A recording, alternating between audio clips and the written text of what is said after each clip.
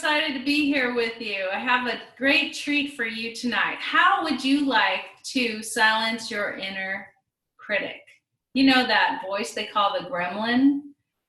Yeah, that one. You know what I'm talking about. Always doubting, always criticizing.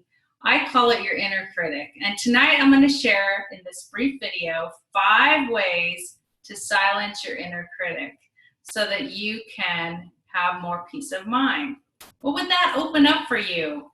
What would you do if you didn't have that inner critic constantly sabotaging? We're going to learn tonight. I am Leslie Gunterson, financial expert, strategist, and educator, and I am with Happy, Healthy, Wealthy Women, and I love to support you. So tonight I'm going to share 5 ways to silence your inner critic and take back control of your mind. The first way I wrote about in the book that I had written about it and submitted it to a contest, and I was picked up by Jack Canfield and Marcy Shimoff and other thought leaders, Chris Atkinson and Janet Bray Atwood and Chris Atwood. And it's called Pearls of Wisdom, 30 Inspirational Ideas to Live Your Best Life Now. And I was picked up at a time, it was such an honor for me to be picked up to work with them and to write this, because I was really doubting if I had the stuff of my inner desires to be an author and to be a coach and to be a transformational leader. And this was confirmation that I was on the right track. So really great to know that and to be able to go forward in this work. So the first tip to silencing your inner critic I had to use just to go forward and actually write about silencing your inner critic. So it's kind of really interesting that I did that. And I want to tell you tonight, I was chatting with a wellness provider and acupuncturist, and we were just discussing how much this holds women back and how this kind of inner critic causes so many health problems, and this mindset that you're not good enough, or that you keeps you in doubt and fear. We do so much for other people, and yet this voice beats us up. And so we were commiserating about this for other women, and it was the inspiration for me to share with you tonight. So I will now jump right in. The first way that I did write about in the book is to acknowledge your feelings. When you don't acknowledge your feelings, we'll talk about that. The problem is you stuff them down and they just keep coming up, and what you resist persists. And so this feeling keeps coming up, and then your inner critic wants to dialogue about it. It wants to explain why you feel this way so that you will feel it.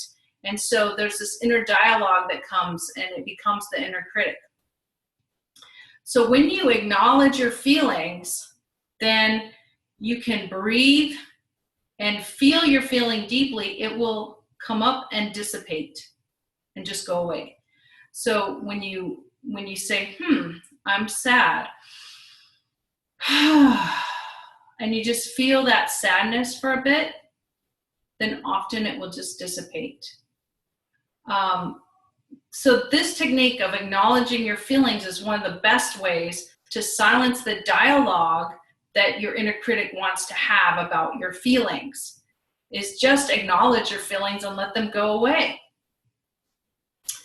The second way to silence your inner critic is to thank your inner critic. See, your inner critic has a job, and that's to protect you. And if you really understand and are thankful for it, it will stop yappity yapping, right? Because you're saying, thank you for your help. Thank you for trying to protect me. And I am writing a book. I am starting a business. I am losing weight. I am doing this project. If you thank your inner critic and tell it what you're going forward anyways, then it won't have much to say. So that's the second way. Thank your inner critic, and that will silence it. The third way is to declare something that you are creating and somewhat distract the inner critic by giving it a job to do. I'm writing this book.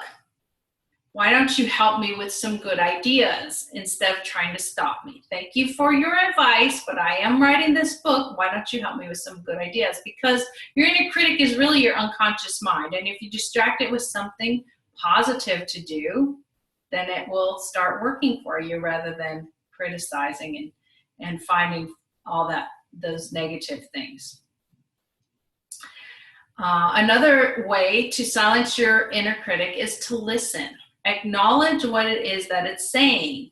It's kind of like thanking it, but acknowledging what it's saying. You know, when we have a critic in the external world, or we're arguing with someone, a partner or a relationship or anything, when sometimes they just want to know that you heard them. So your inner critic is really not a lot different. If you reframe what it said, I heard you say that I shouldn't wear this dress today, and I'm going to wear it anyways because this is the color and the outfit that I chose for this party or this Halloween party or whatever, then at least it feels heard and it doesn't have to repeatedly tell you, right? Just like when, you know, someone at the office is repeating you, telling you something, they just want to be heard. So if you just say, yeah, I hear you that, and you rephrase what they said, then they know you heard. So listen to your inner critic and then rephrase what it said and then declare what you're going to do anyways.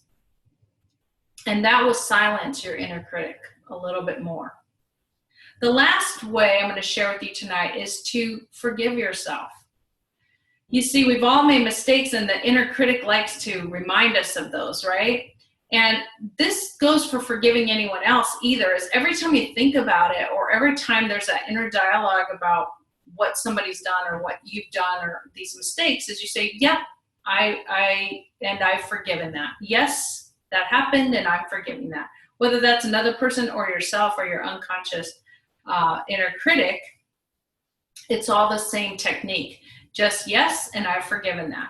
And the more you're a broken record with yes, and I've forgiven myself for that, yes, and I've forgiven another person for that, the more you're that broken record, the less the voice has to continue reminding you, and it will go away.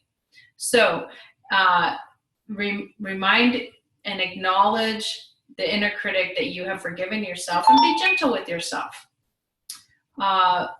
So that's one thing I want to leave you with. Be good to yourself, take lots of self-care, be kind and generous and loving to yourself, just as you are to everyone else.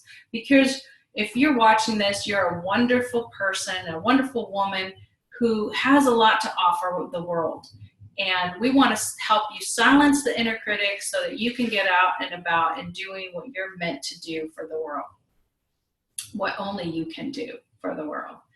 And if you need more support with this, I invite you to ping me, get a hold of me in some way on Facebook or another, and I would be happy to offer you a money and freedom consultation and support you in any other way I can. If you like this video, feel free to share it with your friends and comment below. If you've used one of these techniques and it worked for you, I want to hear about it. So leave your comment below. I'm really happy to support you, and I hope you're having a wonderful evening. Remember that this is a place where we are happy, healthy, wealthy, and wise. Thank you.